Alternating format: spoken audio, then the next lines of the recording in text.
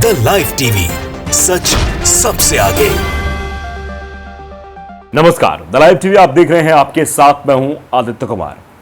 Bharatiya Janata party के नेता हमेशा हिंदू मुसलमान करने की कोशिश करते हैं, आप बखूबी जानते हैं। भारतीय जनता पार्टी बहुत कम मुसलमानों को टिकट देती है। राज्य दर राज्य आपने देखा भी, कर्नाटक में चुनाव हुए, किसी मुस्लिम को टिकट नहीं दी गई। यानी मुसलमानों के प्रति घृणित काम करने और विध्वंस फैलाने काम या तो हिंदूवादी संगठन के नेता करते हैं, या फिर जो हिंदूवादी संगठन नेता काम करते हैं उनका समर्थन भारतीय जनता पार्टी के नेता करते हैं, ऐसा देखा गया है। लेकिन एक भारतीय जनता पार्टी के नेता ने ऐसा कर दिया है कि भारतीय जनता पार्टी के लोग भी अब ये नहीं समझ पा रहे कि नेता ने क्या कह दिया। उसने अपने लड़की की शादी, हिंदू आदमी ने अपनी लड़की की शादी, और बीजेपी नेता भी है, उसने शादी मुसलमान से कराई और सीधे तौर पर कार्यकर्ताओं को नसीहत भी दे डाली है।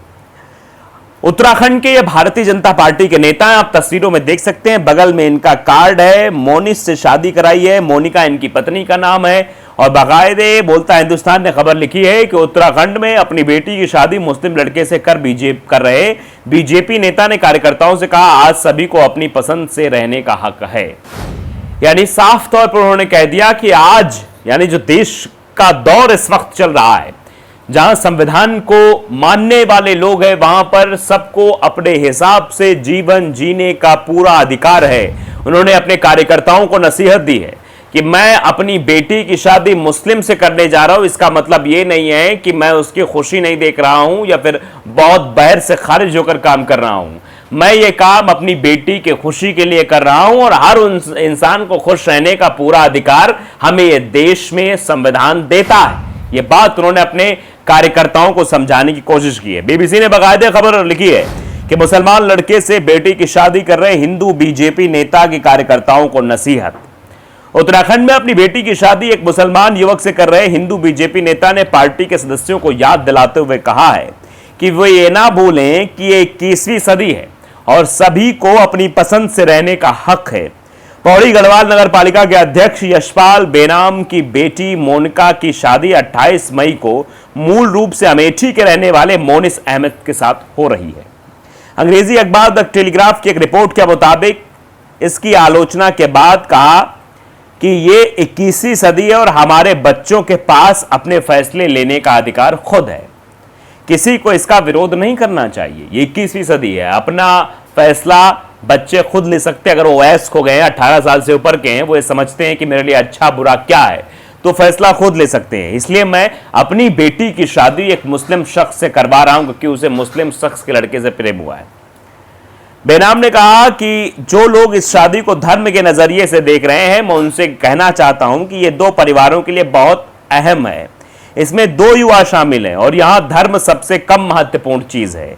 हालांकि यह शादी हिंदू रस्मों रिवाज से हो रही है। मोनिका और मोनिस की शादी का कार्ड सोशल मीडिया पर वायरल हुआ है। इस शादी को लेकर लोग अपनी अलग अलग राय भी रख रहे हैं। बीजेपी के सदस्य और समर्थक यशपाल बेनाम की आलोचना कर रहे हैं।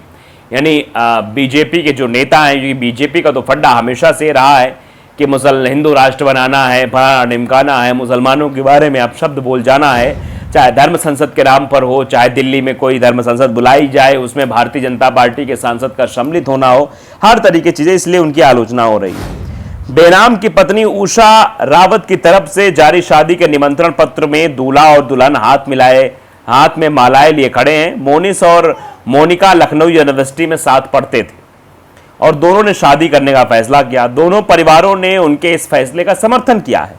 उत्तराखंड के गौ सेवा आयोग के सदस्य और बीजेपी से जुड़े धर्मवरी गोसाई ने कहा है कि हम इस तरह की शादियों को स्वीकार नहीं करते हैं। ये सीधे तौर पर कहा है कि हम इस तरह की शादियों को स्वीकार नहीं कर सकते, लेकिन वो अब शादी हो रही है, शादी बाकायदे धूमधाम से हो रही है और पार्टी के लोग उन्हें तरह तरह की बातें कर रहे हैं, धमकी भी दे रहे हैं। देखिए, TV9 भारतवर्ष पे खबर छपी है कि मुस्लिम लड़के से शादी कर रही हैं बीजेपी नेता यशपाल बेनाम की बेटी। समर्थक और पार्टी के लोग दे रहे हैं धमकी, 28 मई को विवाह होना है। तो विवाह 28 मई को होना है, लेकिन विवाह में अड़चन भी डालने लोग कह सकते हैं कि जो लोग धमकियां दे सकते हैं वो लोग कुछ भी कर सकते हैं। और फिर आप जानते ही हैं कि बीजेपी के लोग कैसे काम करते हैं। यशपाल बेनाम ने कहा कि किसी को उनकी बेटी की शादी का विरोध नहीं करना चाहिए। हमें ये नहीं भूलना चाहिए कि हम 21वीं सदी में जी रहे हैं। हमारे बच्चों को निर्णय लेने का पूरा अधिकार है। ये शादी दोनों परिवारों के लिए महत्वपूर्ण है उत्तराखंड में बीजेपी नेता और नगर पालिका अध्यक्ष यशपाल बेनाम की बेटी की शादी इन दिनों खूब सुर्खियां बटोर रही है। बीजेपी के नेता की बेटी की शादी का बीजेपी के ही नेता विरोध कर रहे हैं। दरअसल गढ़वाल नगर पालिका के अध्यक्ष यशपाल बेनाम की बेटी मोनिका की शादी 28 मई को राइस अहमद के बेटे मोनिस अहमद से हो रही है। बीजेपी के कई नेता इस शादी के खिलाफ है। बताया जा रहा है कि यशपाल बेनाम की पार्टी के ही कई लोगों ने शादी रोकने की धमकी भी दी है कि हम शादी रोक देंगे अगर ये आपने अनर्थ किया, तो ऐसे शादी की तो ये गलत चीज है। यशपाल बेनाम की बेटी मोनिका मोनिस अहमद लखनऊ यूनिवर्सिटी में साथ पढ़ते थे। यशपाल बेनाम की बेटी की शादी हिंदू रीति रिवाज से हो रही है। शादी का निमंत्रण पत्र बेनाम की पत्नी उषा रावत की तरफ से भेजा जा रहा है। यह निमंत्रण पत्र सोशल मीडिया पर भी वायरल हो रहा है और चर्चा का विषय बन रहा है।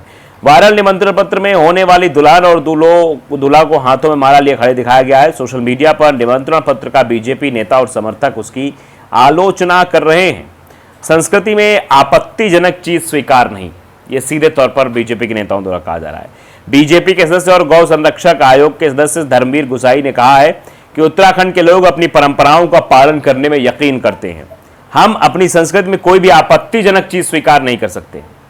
उन्होंने कहा कि हम ऐसी शादियों को स्वीकार नहीं कर सकते। जबकि बीजेपी प्रदेश कार्यकारिणी के मेंबर जगत किशोर बर्थवाल ने कहा कि जो जनप्रतिनिधि जनभावनाओं का सम्मान नहीं कर सकता है उन्हें पद पर रहने का अधिकार नहीं है।